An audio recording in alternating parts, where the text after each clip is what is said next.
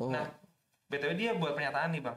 Katanya buat klaim gitu. Katanya kelompok teroris ISIS itu diciptain oleh Amerika Serikat dan CIA. Lo percaya nggak Bang? Percaya. Karena itu udah terbukti dari ketika mereka nginvasi Irak kan. Dari si itu kan Amerika ngebubarin militer Irak ketika mereka nginvasi.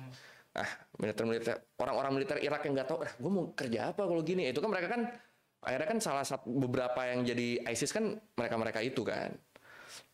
Bahkan Obama sendiri udah ngomong kok kalau yang bikin ISIS ada tuh.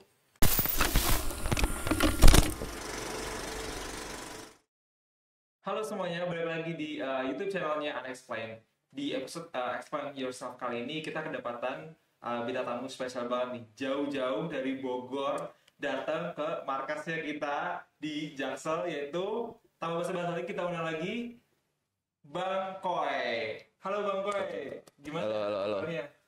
Ya baiklah, Baik. aman, sehat. Kabar keluarga gitu gimana? Keluarga hidup semua, alhamdulillah, sehat semua. Tadi perjalanan masuk nggak Bang di sebelum kesini? Ini sih di tolnya enggak, cuma keluar tol macet terus sempat kelewatan juga tadi ada jalan masuknya kecil gitu kan, gue nggak ngeh, muternya lumayan jauh tuh, cuma ya aman lah. Aman. Iya. BTW gue penasaran nih Bang, alasan lo milih nama Koy itu apa sih? Kenapa username lo kok Koy Cabe gitu? Sebenernya Koy itu nama gue forum dulu. Gue dulu suka ikut forum internet kan tahun-tahun 2007, 2000 sampai 2000 berapa? Sampai 2012 lah. Forum di mana tuh? Banyak, ada forum Kasus? One Piece. Enggak, kasus malah enggak. Forum One Piece, ada forum band Jepang namanya Skandal dulu. Gue aktif di situ juga. Itu namanya emang Koy dari dulu gue pakainya. Ya udah kebawa sampai sekarang. Dulu Koide sebenarnya. Koide. Cuma karena terus image gue makin Thailand kan, akhirnya gue pakai Koy-nya aja. Nama panjangnya nama aslinya apa? Koy Rapat Pompen Pitak. Oke, asli. Berarti ngambil singkat. Nggak, itu nggak nama asli, itu nama panjang bikinan temen gue. Oh. Iya, Oke. nama panjangnya itu. Nah, BTW kan tadi mention tadi soal Thailand nih. Kenapa lo bisa sampai Thailand tuh ceritanya gimana tuh Bang? Bisa sampai Thailand.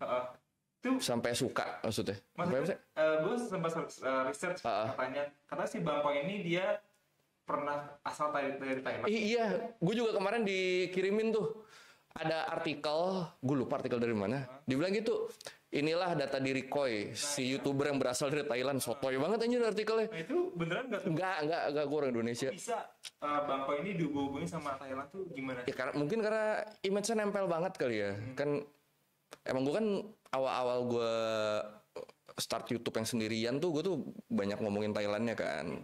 Gue juga ya buat politik dan sejarahnya masuknya paham lah gue. Gue banyak ngomongin itu, terus gue juga sedikit bisa bahasanya lah.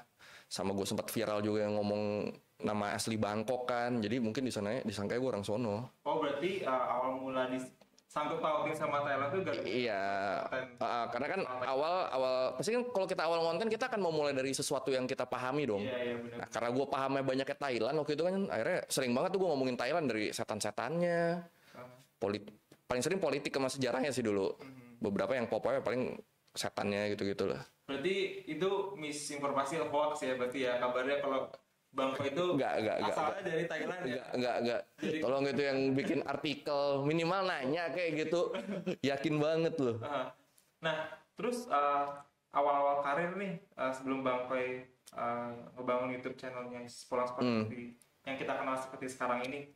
Nah, itu lo katanya sempat terjun juga di dunia komika. Ya. Nah, dan sama buat komik webtoon ya? Webtoon ya? Iya. Nah, kalau boleh tahu tuh pada dasarnya itu hobi lo yang dijadiin kerjaan atau gimana Bang? Lo bisa menelusuri itu bidang itu? So kok hobi ya sih, gue tuh tertariknya dari dulu emang ke komik, storytelling, film, segala macem kan. Terus makanya awalnya gue juga kuliahnya broadcast. Iya. Oh terus jurusan broadcast. Terus gue kerja di TV. Pokoknya yang selalu berhubungan dengan produksi lah. Selalu dengan bikin karya sesuatu gitu kan. Nah terus dari situ setelah gue resign, gue pengen nyoba bikin apa ya jatuhnya kayak company gue sendiri lah kan. Gue bikin lah tuh sepulang sekolah IP-nya. Di situ ada YouTube, ada webtoon. Itu bangunnya dari tahun berapa tuh bang? Kalau boleh tahu. Sepulang sekolah tuh 2016. 16. 2016 gue bikin YouTube dulu. Habis itu gue bikin 5 video kalau nggak salah. Habis gue upload. Ternyata nggak langsung ada duitnya ya. Wah bahaya juga nih. Oh bahaya juga nih. Akhirnya dari situ gue ada, waktu itu kan webtoon lagi mulai rame tuh. Iya, tahun 2016. Terus kan ada yang namanya Canvas. Jadi webtoon Canvas, jadi semua orang bisa upload di situ. Iya. Kalau lu oke, lu bakal dikontak sama tim webtoonnya, lu jadi official, jadi digaji. Oh, Ya, gitu oke. ya sistemnya. Kalau nggak salah tuh gue 2 bulanan kayak ngupload di Canvas, terus di kontak official, naik jadi official, udah dapat duitnya dari situ. Keren. Dari webtoon itu. Nah, terus sebelumnya pas buat YouTube channel, pas kerja di TV deh, terus apa alasan Bang Ko itu kayak, oh gue kayak udah capek nih kayak kerja di TV terus gue pengen bangun pulang sekolah gitu. Apa sih tujuannya? Sebenarnya emang kerja di TV tuh nggak pernah lama niatnya. Gue cuma nyari pengalamannya aja.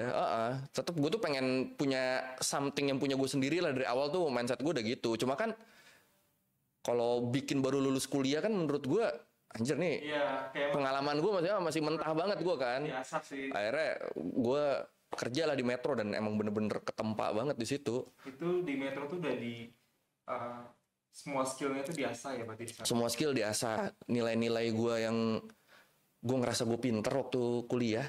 Gue lulus tuh IPK gue 3,8. Wih, keren aja. Oh, Nyampe. Itu buat lulusan Masuk Metro TV hari pertama gue suruh nyusun bangku 100 biji. lulusan apa? Nyusun bangku buat penonton. Bangku? 100 biji. Awal-awal Nggak kepake kan tuh 3,8. Gue sangka hari pertama gue suruh ngedit, suruh nyeting kamera apa.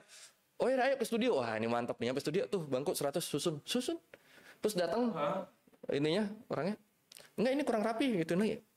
Sendirian 100 biji sendiri bertahap. Cuma ya apa ya, kan kadang lu kalau abis lulus kuliah kan suka ada harga diri kosong tuh, lo kayak ini gue udah siap nih. Oh iya. Gitu. Nah itu kehantam di situ, lu kebentuk mental lu di situ. Biasanya kalau awal muda tuh kayak kita tuh kayak niat giginya itu masih ada ya. Masih ada juga. Ada, cuma ya jadi apa ya? Jadi lebih, menurut gue itu yang ngebentuk pribadi seseorang jadi lebih humble tuh ketika dia kehantam di dunia kerja sih. Benar. Nah, sampai akhirnya buat YouTube channel sekolah-sekolah nih dari kerja di televisi tadi. Apa alasan Bang Koy buat banting setir jadi konten kreator dan ngebangun sekolah-sekolah? Itu karena balik lagi gue kan nggak pernah pengen kerja lama di TV kan. Ketika gue ngerasa ilmu yang gue serap udah cukup. Gue resign, gue coba bikin sendiri. Ternyata susah itu pun naiknya lama kan. Berapa tahun tuh Bang? Di 2016, gue baru naik pandemi hitungannya 2020. Sampai 2020. 2020 gue baru naik.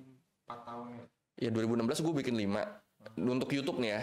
Gue bikin 5 terus kan nggak jalan tuh kan. Oh ini mah bakal lama nih udah. Terus skip dulu. Gue hidup dari webtoon sama sempat ngambil beberapa hidup dari project lah kayak project produksi gitu. Sempat kerja di mall juga dulu. Terus baru mulai lagi ketika tabungan udah cukup lagi 2008 baru gue fokusin di YouTube. Itu pun nggak langsung naik lagi kan. Bertahap ya. 2020 gue baru naik ya, inget gue. Learning by Googling ini malah yang naik. Tapi memang kayak dunia konten kreator tuh nggak ada yang langsung instan sih. Kalau misalnya mau langsung instan pun kayaknya harus jalur viral ya. Nah iya, sebenarnya kan gini kan. Makanya kalau orang nanya ke gue tips jadi konten kreator apa ya, yang pertama lu konsisten, upload lu berkala. Karena kita nggak tahu kapan kita viral ya kan. Gue tuh sebelumnya jatuhnya udah pernah kayak 2 kali dapat momen viral lah. Cuma karena gue nggak tahu maintainnya gimana, akhirnya udah tenggelam lagi aja, hilang. Makanya ketika gue dapat viral lagi yang di Learning by Googling pas demo Thailand 2020, karena gue udah pernah 2 kali hilang momen kan. Momen pertama tuh pas Bohemian Religi ada, itu sampai gue diundang Trans TV gitu-gitu kan aneh kan. Terus momen kedua tuh waktu gue sama Zoya Amirin yang seksolog ngomongin dampak negatif film porno, itu dulu banget tuh. Itu juga viral banget, cuma karena gue nggak tahu gimana maintainnya, akhirnya hilang aja udah momennya. Nah yang ketiga ketika demo Thailand yang tahun 2020, ketika itu gue naik banget karena gue udah pengalaman kehilangan momen di situ, gue pelihara banget dan itu lanjut sampai sekarang akhirnya. Nah ngomong-ngomong soal masalah isu sosial tadi Thailand gitu, demo gitu, kira-kira konten sepulang sekolah ini ada segmentasi khusus nggak sih bang? Kayak pembahasannya spesifik gitu, kayak sejarah kah, politika atau apa gitu? Awal kan sebenarnya kan gue lebih ke sejarah ya dulu ya. Cuma sekarang agak bergeser. Sejarahnya mungkin masih ada, cuma lebih ini sedikit berkurang. Banyaknya kan ke current issue, ke isu-isu terkini, sama ke kayak jatuhnya sosiologi sih kadang sih, bahas-bahas yang berhubungan sama masalah-masalah sosial begitu. Alasan lo buat itu karena udah passion ya? Apa Buat apa nih? lawannya kayak sosiologi, kayak bahas sejarah? Enggak sih, karena menurut gue menariknya awalnya kan pasti kan kita ngebahas dari sesuatu yang kita kuasai, kita ngerti dan kita tertarik kan. Iya benar-benar. Itu dulu, dan sampai sekarang pun yang tertariknya itu masih gue pegang. Kecuali kalau emang gue lagi bingung mau bahas apa, biasa gue ngeliat requestan orang nih. Kalau ada yang, ini menarik juga nih bahas ini, gue setuju, udah gue bikin. Sih. Nah BTW gue kenal Bang Koi ini dari pas kita DM-an tahun lalu ya. Ya, Nah waktu gue lama tuh gue follow Unexplained tuh. tapi udah kita Bang Koi kenal Unexplained dari jauh-jauh tahun lalu ya. Dari nama lu belum Unexplained ya? Iya, masih Gue udah tahu tuh, gue udah follow. Akhirnya kita rebranding waktu itu tahun 2020. Nah, tapi kita kenal Bang Koi itu baru-baru kontak itu tahun lalu sekitar November 2023. Iya. Nah itu waktu itu Oktober itu ada serangan agresi genosida yang dilakukan Israel di Palestina tahun 2023 bulannya Oktober. Oktober. Nah waktu itu Unexplained pernah ngebahas tentang kontennya bantuan Arab Saudi sama UAE. Oh iya. Katanya mereka mengizinkan truk-truk perdagangan Israel dilalui. Padahal waktu itu ada banyak banget kayak hal-hal kayak apa sih namanya untuk melarang atau boycott. Iya. Tapi mereka Arab malah biasa aja kan, kayak nggak ada apa-apa kan. Dan akhirnya waktu itu Unexplained diserang banyak banget netizen sampai ada satu akun, tapi kita nggak mau mention name aja, tapi sampai mulai kita hoax dan sebagainya. Itu akhirnya kita kenal Bang Koi. Nah inilah alasan kita buat undang Bang Koi hari ini buat bahas isu-isu propaganda yang dibuat oleh Barat nih. Kayak asik nih. Nah seberapa paham nih Bang lu soal pembahasan ini? Oh propaganda. Cukup banyak sebenarnya yang udah gue bahas. Propaganda Barat, dan kalau ngomongin propaganda Barat tuh ada dua sih menurut gue yang terbesar sekarang ya. Apa aja tuh Bang? Kayak lu kan akhir-akhir konten ini kan bahasa selalu debunking propaganda itu. Pertama LGBT. Itu sekarang udah kacau banget. Gue tuh sempat diceritain sama media sama Selos, mereka kan sempat ke Inggris. Ternyata kalau di Inggris tuh zebra cross juga udah warna-warni. Iya. Segitunya kan. Emang udah ditanam segitunya kan. Sampai di apa ya, kayak simbolnya gitulah. Terus saya lihat ada video viral kayak orang apa sih di zebra cross itu ganti pelangi kan? Iya. Ada orang yang mau nyebrang itu saya sampai ganti lewat pinggir. Nggak mau di situnya ya? Mungkin karena dia padahal lewat aja mas, malah diinjek loh itu loh. Pelanginya bagus. Terus itu apa bang? Habis propaganda LGBT. Krisis iklim. Gue percaya krisis iklim ada. Cuma dimanfaatkan oleh banyak negara-negara Barat buat propaganda. Kayak misalnya mereka kan ngedorong percepatan green energy gitu kan, ya kan? Cuma lu lihat di Afrika, tambang-tambang siapa sih yang nikmatin? Nikel, kobalt, itu yang di India tuh yang buat kosmetik, ada yang bikin bahannya jadi shiny, gue lupa namanya apa. Itu juga kan tetap Barat yang nikmatin. Jadi kayak lu bacot anjir kayak gitu tuh. Lu nyuruh-nyuruh percepatan energi. Kemarin aja tuh yang gue sempat bahas di Olimpiade kan go green banget kan yang sekarang kan, nggak ada AC, nggak ada apa. Tetap kan negara-negara Barat kayak Amerika segala macam akhirnya bawa AC-nya sendiri, mereka nggak bisa nerima itu. Kan kocak lu selama ini yang koar-koar, tapi sekalinya coba nih lu rasain, lu nggak mau. Tapi itu kayaknya agenda itu mereka sendiri sih yang buat, kayak mereka membuat masalah, terus mereka nge-push agenda itu ke Pak. Iya. Tapi gue percaya kalau krisis iklim memang bener-bener ada, cuma akhirnya dimanfaatkan sama mereka. Oknum ya. Iya. Nah pertama-tama nih kita mau bahas propaganda nih, balik lagi yang pertama. Nah kita mau bongkar propaganda Barat.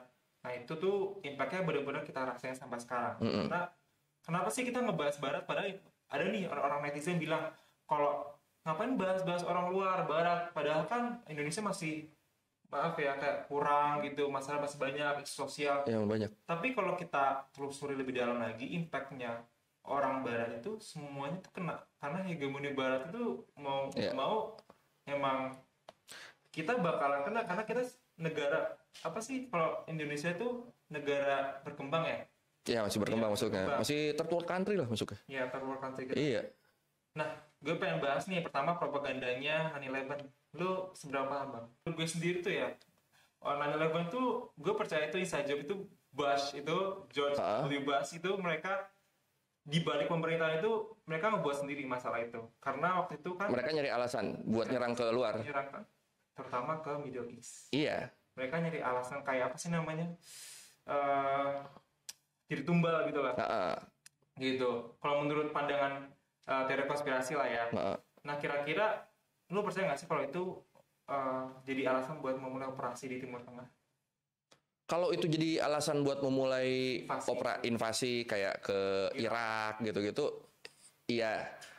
Cuma gue nggak bisa 100% percaya karena buktinya nggak ada kan. Ya, Cuma kemungkinan itu pasti ada. ada Tapi selama belum terbukti apa-apa, gue nggak bisa. Oh ini yang bener nih, gue nggak akan bisa gitu. Cuma jangan jangan dikesampingkan juga kemungkinan ada, karena kan rentetannya langsung panjang tuh habis itu kan, langsung mereka ke Irak, mereka ikut campur segala macam, Saddam Hussein tangkap, dari situ kan panjang kan. Tapi ada kemungkinan ya, Bang. Apa? Ada alasan 9/11 itu dibuat buat jadi alasan Amerika, terutama buat invasi ke negara-negara dekat. Ada kemungkinan, gue tidak menutup kemungkinan itu. Nah, BTW baru-baru ini tuh ada bukti baru nih, Bang. Katanya ada kelibatan dari 9/11 itu sama Arab Saudi. Gue pernah lihat tuh videonya. Nah, ini Iya, gue tahu. ada dari program, kayaknya dari program 90 Seconds ya. Nah, itu mereka bilang katanya Arab Saudi itu ada oknum gitu. Nah, jadi kayaknya sebelum beberapa bulan kejadian, dia kayak ngevideoin sekitaran gedung dan sekitaran tamannya, Iya, semua itu ada footage video. itu. Nah, itu kenapa jaga nggak sih, Bang, menurut lo, kayak videonya baru disebar sekarang ketika semua perang udah dilakukan di Timur Tengah, terus Pertama kesebarnya di mana? di medianya Amerika sendiri? Ya udah, ya janggal lah. Janggal. Iyalah. Nah, katanya nih dari bukti itu yang terbaru ada hubungannya sama Arab itu terlalu mihak sama Rusia.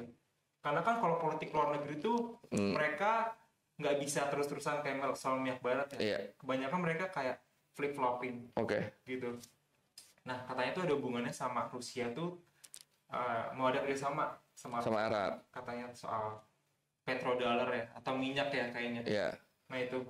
Nah, percaya nggak, Bang, kalau itu alasan Amerika kenapa nuduh Arab Saudi? Ya gue nggak bisa percaya 100% sih tetap. Teori sih, Coba, itu teori. Gitu. gue harus mempelajari lebih jauh lagi buat. Cuma ya selama masih teori konspirasi sih, gue nggak bisa 100% percaya dan nggak bisa 100% menampik juga. Kemungkinan pasti ada, karena kita nggak tahu kan di belakang sana apa yang terjadi kan, namanya elit-elit udah main kan. Tapi kalau kita lihat contoh kayak pemimpin Irak dulu, Saddam Hussein, itu dia juga sempat dituduh karena weapon of mass destruction. Iya, yang ternyata nggak terbukti. Akhirnya nggak ada sama sekali. Libya waktu itu Gaddafi. Dia dulu juga punya planning, katanya mau buat currency ya dari terus dijegal sama pihak Amerika Serikat sampai dituduh diktator lah. Itu kayak masih banyak banget, dan sekarang tuh ya. Sekarang diarahinnya ke Arab nih, berarti kan MBS yang diserang. Iya. Nah, sampai sekarang tuh propaganda baru tuh juga dari ini current isu ya. Iya. Pernah dengar masalah Venezuela nggak, Bang? Yang sekarang Maduro naik lagi kan gara-gara ya. Yang katanya ada kecurangan pemilunya. Kan oposisinya kan emang ini, kalau pemilu Venezuela tuh apa ya? Kayak terlalu agresif. Kayak nyebar hoax gitu-gitu, kampanye itu pakai gitu kan. Makanya ketika Maduro, bahkan kan di polling kayak di survei-survei itu sebenarnya oposisinya kan yang naik kan. Tapi ketika pemilu malah Maduro kayak 50 berapa persen gitu kepilih. Malah Maduro yang naik lagi 3 periode tuh itu. Tapi gue kemarin baru bahas banget sama jadi sebelum Bang Koy gue juga buat bahas sama Ibi Martin, dia Oke. jurnalis dari Amerika juga. Mm-mm. Gue juga sempat singgung soal masalah Venezuela ini, Mm-mm. dan emang katanya beberapa kudeta, kudeta itu lagi memang digencarkan di negara Venezuela, karena negara Venezuela itu sosialis atau komunis ya, kayaknya sosialis sih. Kayak sosialis kan awalnya kan mereka kan kaya banget tuh. Mm-mm. Karena minyak- Zamannya Hugo Chavez ya kalau nggak salah. Presiden Iya. sebelumnya tuh. Ya, iya karena minyaknya itu kan pokoknya semua subsidi minyaknya drop jadi miskin kayak sekarang kan. Cuma gue nggak tahu nih buat sekarang sistemnya bagaimana nih jadinya setelah mereka drop itu. Cuma emang kan sempat kayak seminggu ganti 3 presiden kalau nggak salah dulu tuh. Iya. Iya kan? Benar-benar. Venezuela tuh. Tapi menurut kacamata gue ya, alasan kayaknya kalau misalnya kita lihat dari situasi sekarang itu, Amerika emang lagi gencar-gencar banget nih bang. Mereka buat nyebar propaganda kayak berita-berita bohong, kayak di sana tuh banyak demonstrasi. Padahal ada jurnalis namanya Alan Mac, pokoknya namanya Alan gitu. Dia ngebuat jurnalis citizen journalism tentang kondisi di Venezuela. Dan so far kita lihat Tidak serusuh itu ya. gak serusuh itu, dan dia bahkan sampai ngebuat tweetnya itu kayak banyak uploadan kayak buzzer di sana. Tapi nggak cuma di Indonesia ya, tapi buzzer di luar negeri juga semasif itu. Iya. Mereka nge-upload kayak video tahun lalu, kan emang Venezuela sering banget demo ya. Iya. Selalu selalu tiap tahun, tiap bulan kayak gitu-gitu. Itu ngupload kayak video dari tahun 2017, 18, 19, 20 diupload yang ke sekarang. Gitu. Kayak buat nunjukin kalau ini rusuh padahal rusuhnya yang buat 2 tahun lalu, tahun lalu. gue nyari alasan Iya. mengkudeta si presiden yang sekarang. Iya. Percaya nggak bang menurut lo? Kalau propaganda barat, apalagi sekarang tuh ya, tau Elon Musk? Dia, gue bingung kalau Elon Musk tuh dia kan pendiri dari Tesla ya.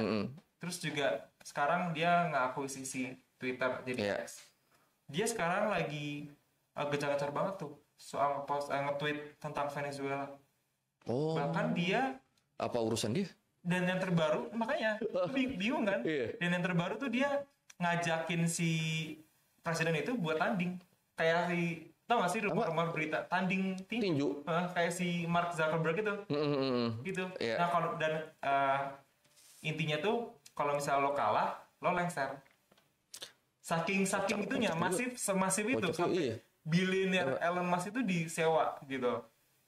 Cuma gue emang belum mempelajari apakah di Venezuela itu presiden boleh 3 periode apa enggak, karena kan jarang kita dengar kan.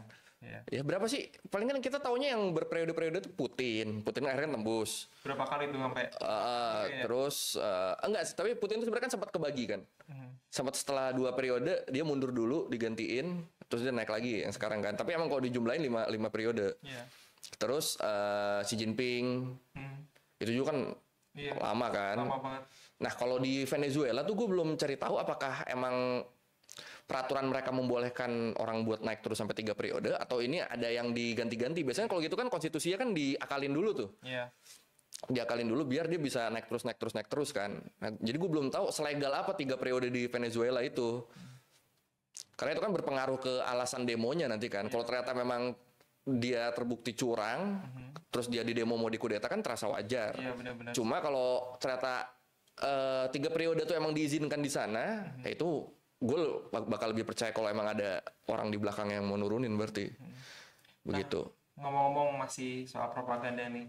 BTW ada pernyataan dari seorang jurnalis di Amerika Serikat namanya Julian Assange. Tahu gue. Nah, dia baru itu kan ya, baru bebas tuh. Julian Assange. Iya benar. Iya baru bebas dari bulan lalu kok nggak salah. Nah, waktu itu pembebasan dia tuh yang punya WikiLeaks kan? Iya benar. Viral tuh dia. Sampai karena saking takutnya setelah bebas tuh mungkin ada kayak pengen dibunuh. Iya, ada paranoid ke situ ya. Sampai netizen tuh kayak buat live report gitu. Dari dia keluar sampai pesawatnya landas. Katanya tuh dia sidangnya tuh di daerah Australia. Gue nggak tahu deh kalau itu. Iya, dekat-dekat situ. Nah, BTW dia buat pernyataan nih bang. Katanya buat klaim gitu. Katanya kelompok teroris ISIS itu diciptain oleh Amerika Serikat dan CIA. Lo percaya nggak bang? Percaya. Karena itu udah terbukti dari ketika mereka nginvasi Irak kan. Dari situ kan Amerika ngebubarin militer Irak ketika mereka nginvasi. Orang-orang militer Irak yang nggak tahu, gue mau kerja apa kalau gini. Itu kan mereka kan akhirnya kan salah satu beberapa yang jadi ISIS kan mereka itu kan. Bahkan Obama sendiri udah ngomong kok kalau yang bikin ISIS ada tuh George Bush sempat bilang itu. Sampai klaim presiden, bukan presiden, dari Hillary Clinton pernah ada footage bertebaran di luar sana katanya dia ngebuat ISIS tuh ya karena ada masalah sama mujahidin. Dulu namanya mujahidin sama gue nggak tahu itu. Nah itu mereka ngebuat itu. Sampai akhirnya ISIS itu nggak bisa dikontrol mereka lagi. Mereka klaimnya kayak gitu. Setelah nggak bisa dikontrol lagi sampai iya gue ingat si Hillary yang pernah klik tuh itu itu. Kan? Masih ingat. Kalau nggak salah email apa gitu ya. Kayaknya juga gara-gara Wikileaks juga yang gitu. Cuma gue percaya kalau itu memang bentukannya mau langsung ataupun nggak langsung ya, karena itu gara-gara kelakuan mereka di Irak juga kan. Nah soal tadi masih ngomongin ISIS nih. Ada propaganda juga katanya sama Israel sih selebihnya kayak katanya tuh mereka kan banyak banget tuh buat propaganda campaign PR tuh di Twitter tuh, nggak di Twitter sih, kayak semua sosial media Israel itu mereka nyamain ISIS sama dengan Hamas. Lo setuju nggak sama PR campaign yang mereka kayak gitu? Enggak sih. Beda banget lah, gila lu, beda banget lah. Hamas tuh kan organisasi perjuangan. Bahkan backgroundnya pun beda. Hamas tuh kan tadinya bukan organisasi yang keras. Mereka kan awalnya namanya Ikhwanul Muslimin kalau nggak salah. Itu organisasi yang sebenarnya dari Mesir. Terus ada cabangnya di Palestina. Gunanya buat bantuan-bantuan kemanusiaan, pendidikan, kesehatan, edukasi, pokoknya segala macam. Tapi setelah peristiwa Nakba, itu mereka berubah jadi lebih keras kan, karena di situ mereka nggak percaya lagi sama Fatah. Dan mereka udah kita berjuang pakai cara kita, mereka jadi lebih keras dan tetap basicnya mereka perjuangan. Sedangkan ISIS kan mereka kan neror di mana-mana. Gue pernah lihat, ada berapa puluh negara gitu yang pernah jadi korbannya ISIS kan. Mereka ngebom di mana. Jadi kalau dibilang sama ya enggak, itu mah Israel aja tuh kampret tuh lu.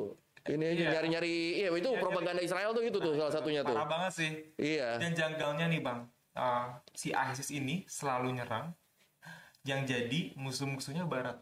Kayak yang terbaru, si ISIS ini nyerang Rusia, kabar nembak-nembakin di hall atau di event-event apa.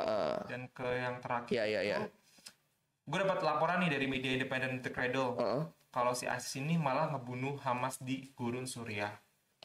Lo ngerasa janggal nggak sih bang? Kenapa si ISIS selalu nyerang musuhnya Barat? Kenapa nggak mereka kenapa gitu? Mereka selalu menyerang musuh Barat. Padahal kan harusnya ISIS itu kan nyerangnya kayak 9/11 gitu ya. Mereka terakhir nyerang tuh kayak 9/11 doang deh. Diambil yang secara langsung gitu. Ya dapat dananya kali dari sana. Yang tadi kan? Klaim lo tadi ya. Yang mereka terbentuk kan setelah Irak diinvasi kan. Tapi emang di Rusia tuh parah banget sih. Dan pelakunya kan kebanyakan kayak orang-orang Kazakhstan, Kirgistan gitu-gitu kan, dari namanya yang susah-susah gitu. Nah kalau misalnya masih ngomongin tentang serangan teroris nih, belum lama ini Presiden Iran Ibrahim Rais kecelakaan helikopter. Itu dia meninggal, dan sekarang yang terbaru juga pemimpinnya Hamas meninggal di Iran juga. Nah menurut lo ini apa sih yang membuat keamanan di Iran itu seringkih itu ya? Seringkih itu gitu. Sebenarnya gini sih. Kabarnya itu serangannya Israel katanya. Iya. IDF tuh kan pasti kan mata-mata di mana-mana kan. Mossad itu kan. Mossad itu. Indonesia pun kena. Iya pasti ada. Nih bahkan ya setelah mereka tuh nggak cuma ini menurut gue, nggak cuma melakukan serangan frontal bunuh pemimpin Hamas, bunuh presiden Iran, nggak cuma gitu. Menurut gue Mossad tuh agennya di semuanya. Dan mereka juga menyerang orang-orang selevel kita yang rakyat jelata yang berani speak up. Iya. Karena gue berasa ketika gue lebih sering ngomongin isu Palestina, Lu diserang haters itu lebih banyak dan sama Zionis pesek. iya gue yang orangnya nggak follow gue nggak apa terus kayak konsisten nge-komen ada banyak deh jadi gue kayak ini orang-orang ini siapa sih mau ngasih tahu takut Oh ya. bukan Confidential itu. apa gue nggak tahu ya karena waktu itu kan obrolan gue itu kan tidak dikontenin kan cuma Oke. pokoknya dari situ gue makin yakin kalau ini emang ada yang ngegerakin. Ya, Bu Monik ngapain coba dia sepede itu belain Israel? Kalau nggak ada kepentingan apapun. Lu nggak tahu Bu Monik? Pasti tahu Bu Monik yang kemarin ribut sama Hussein Gaza di TV One. Ada dia tuh yang punya Fakta Israel channel YouTube. Iya. Itu kan aneh. Tapi enak tuh dibalikinnya tuh. Dia udah ngomong-ngomong segala macem kan menurut gue yang apaan sih lu ngomong apa sih? Sangat berlawanan dengan fakta. Sama Hussein Gaza cuma ditanya. Udah tahu belum media ini? Ini media bahasa Ibrani. Bisa bahasa Ibrani nggak bisa? Oh saya mah bisa. Dan Bu Monik pas gue liat snippet karena belum lama ini Anesma juga di follow sama Hussein juga. Mas Hussein. Nah, Bu Monik itu juga mengulangi propaganda yang sama yang diucapkan oleh Israel. Ya, Gitu. iya. Sebenarnya kan mungkin ada ini ya. Gue ngerasanya ada kemungkinan Bu Monik itu emang kemakan propaganda. Pemakan.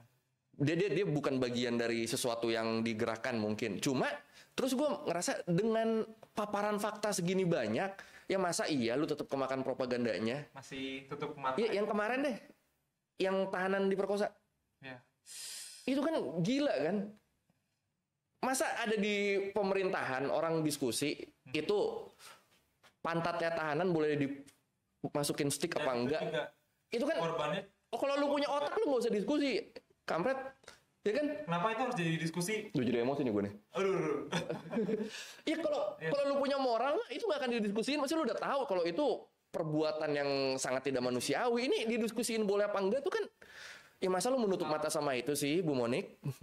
Sebencikah itu kah sama? Iya, ayolah faktanya udah banyak nih.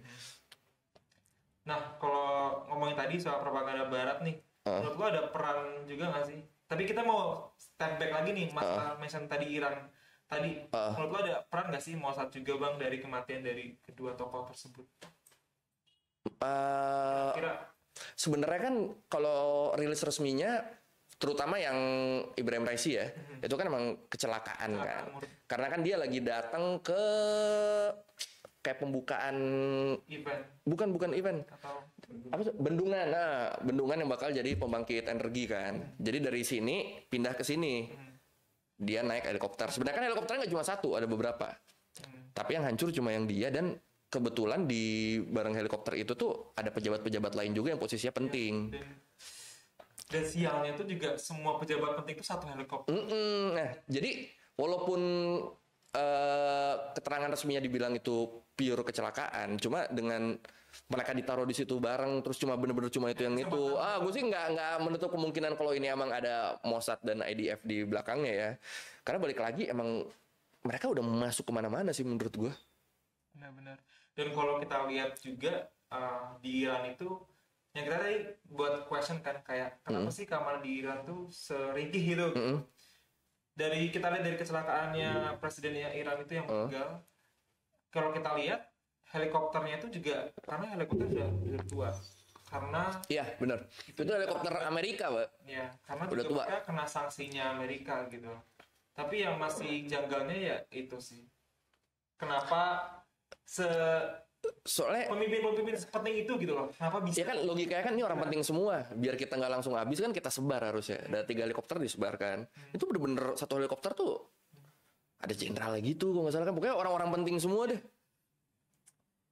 Oke, moving on. Kita habis ngomongin tentang... Udah nggak ke Bu Monik lagi nih?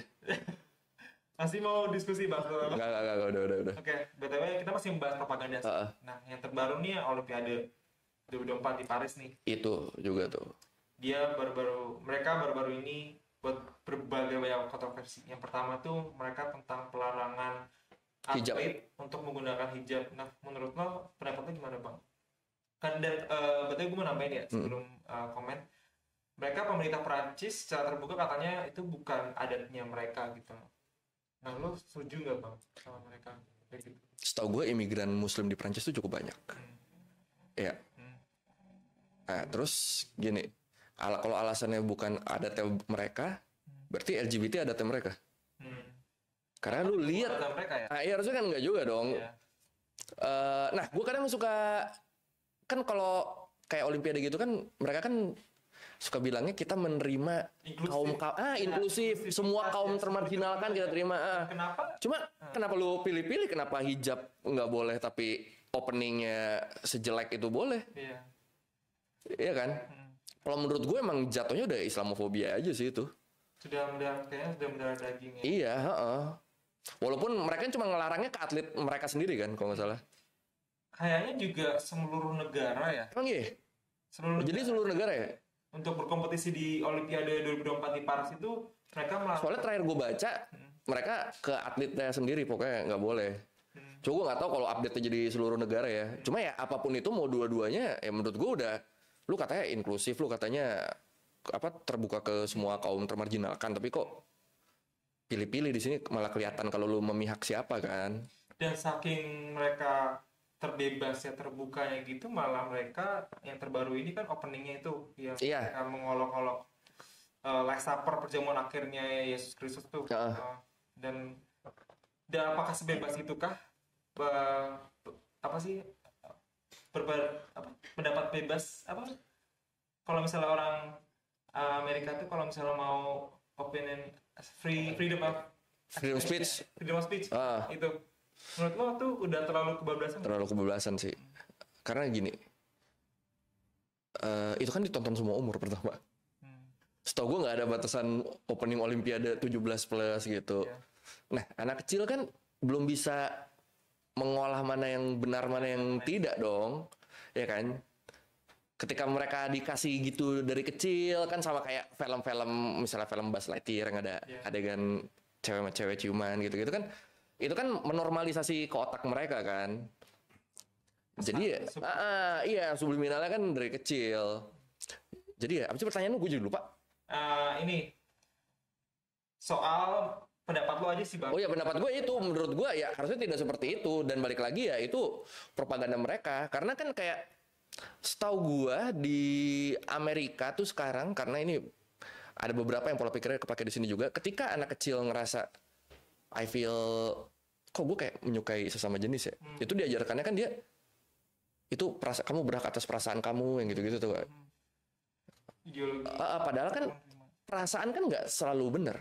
Iya, karena selalu berubah ya. Perasaan nggak selalu benar. Gue bisa aja kan ada perasaan mau nendang lu, ya kan? Ya masa gue itu kamu berhak atas perasaan kamu, nggak bisa digituin dong. Iya. Nah, ketika anak kecil digituin, bukan diarahkan kalau harus mana yang benar mana yang salah. Nggak diajarkan seperti itu kan jatuhnya udah propaganda terbusuk sih menurut gue sih. Harusnya kan ajarin dulu kodratnya seperti apa kalau normalnya. Ketika gede mereka mau milih di mana ya, itu udah tanggung jawab lu karena lu udah besar gitu. Ini kan dari kecil kan udah hey ini nggak apa-apa, ini nggak apa-apa, ini nggak apa-apa. Bikin opening Olimpiade kayak gitu, film-film kayak gitu, zebra cross diwarna-warnain. Ya udah, Ya. iya. Itu kan dari tindakan pemerintah nih. Menurut Bang Ko ini ada peran orang tua sendiri nggak sih yang terkena propaganda itu, yang kayak harus mendukung anaknya kayak gitu? Kayak kok di luar udah banyak yang gitu deh. Bahkan kan orang tua yang melarang kan justru dianggapnya ini kan sekarang kan konservatif pasti. Sama kadang tuh dianggapnya kriminal kan. Iya. Karena mereka ini udah melanggar kebebasan berpendapat si anak udah gitu-gitu kan. Padahal ya balik lagi. Jangan di usia dini lah lu gitunya. Kalau kita lihat dari case-nya Bang Ko ini, kalau misalnya usia dini gitu loh, hal yang paling terkena nggak cuma mental tapi fisik sih, itu kalau ini pembahasannya ramai banget di pihak-pihak konservatif ya. Soal transgender di usia dini. Anjir. Nah, menurut lo setuju nggak Bang? Kayak ya, kan orang-orang konservatif itu kan nggak mendukung anaknya itu, anak-anak kecil untuk dioperasi menjadi transgender. Oh ya, nih sebelumnya gue bukan orang konservatif. Cuma berdasarkan agama yang gue anut itu dilarang. Udah gue bahas itu aja. Cuma kalau lu mau tahu, temen gue yang gay juga banyak banget. Cuma ya gue gak akan pernah nge-support mereka. Lu mau jadi gay ya udah sono, bukan urusan gue. Cuma gue gak akan pernah ngasih dukungan gue karena balik lagi di agama gue itu dilarang kan. Tapi gue juga tidak sekonservatif itu. Cuma setahu gue di kitab-kitab suci yang ada tidak ada yang ayo jadi homo, nggak ada yang gitu deh. Setahu gue. Nah kalau usia dini sekarang udah diperbolehkan transgender, menurut gue ya itu adalah hasil, iya itu eskalasi dari yang selama ini dilakukan sih. Karena balik lagi yang tadi kan, anak kecil ketika ngerasa kok gue suka sesama jenis malah di encourage kalau itu nggak salah, itu perasaan kamu berhak atas perasaan kamu, karena gitu kan akhirnya kan mereka ngerasa itu benar, mereka nggak tahu batasannya apa, mereka juga nggak tahu mungkin ajaran agamanya gimana, kalaupun punya agama karena di encourage kayak gitu, akhirnya ya berujung ke mereka berani ngambil tindakan, salah satunya itu. Tapi lo, dan gue sangat tidak setuju karena balik lagi nonton film aja ada batasan usianya anjir, masa ganti kelamin kagak ada. Lu nonton anak kecil di bawah nonton Deadpool lu emosi kan? iya. Gimana anak kecil operasi ganti kelamin? Joker juga. Joker. Semua ada batasan ya. Iya. Tapi yang kelompok-kelompok liberal nih, mereka bilang kalau hal itu kalau dilimitasi, hal transgender itu katanya membatasi kebebasan, tapi mereka selalu picky. Gitu. Menurut gue gini, kebebasan kalau nggak dibatasin itu pasti berlebihan. Semua yang berlebihan itu tidak baik. Itu aja sih, udah sih. Tetap harus ada batas-batasnya lah. Kalau lu emang lu mau mengizinkan transgender segala macam di negara lu ya sok, bukan urusan gua. Cuma lu lihat juga jangan anak umur 8 tahun misalnya mau operasi kelamin langsung, ayo ganti. Anak-anak kan mut-mutan anjir. Iya benar. Padahal kan kalau mood itu bisa berubah karena kan nanti titik tidak dipotong atau kangen gimana? Tenang, titik tidak ada ular kuning. Iya kan? harus ada form persetujuan sih. Iya benar. Karena Iya, anak itu tetap harus ada batasan umur sih menurut gue kalau emang lu mau seliberal itu ya, karena gila sih sebebas-bebasnya anak kecil nggak bisa sih.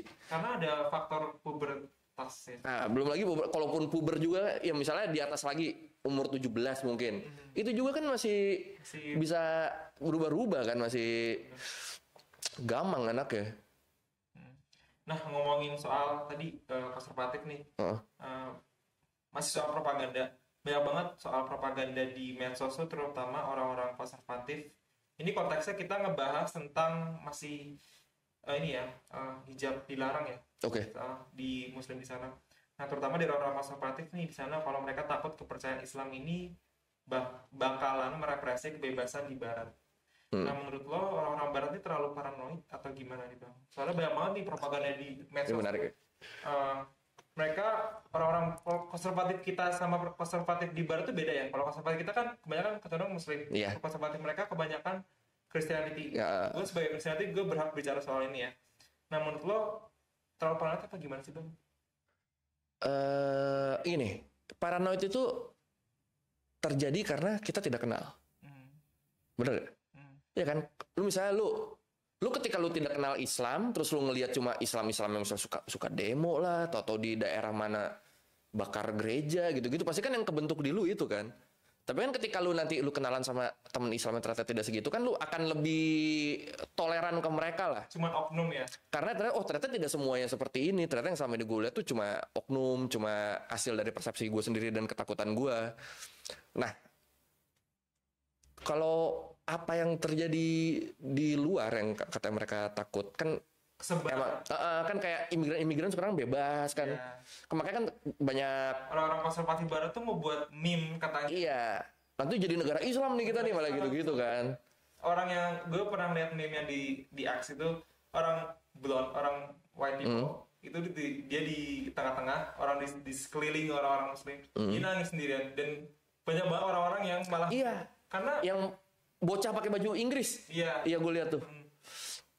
Nah, ya kalau menurut gue ya balik lagi ketika semua saling mengenal dan tahu batasnya di mana sih harusnya aman. Cuma kan ketika lu udah kena doktrin kan lu mau kenal gak gitu aja. Iya, betul sih.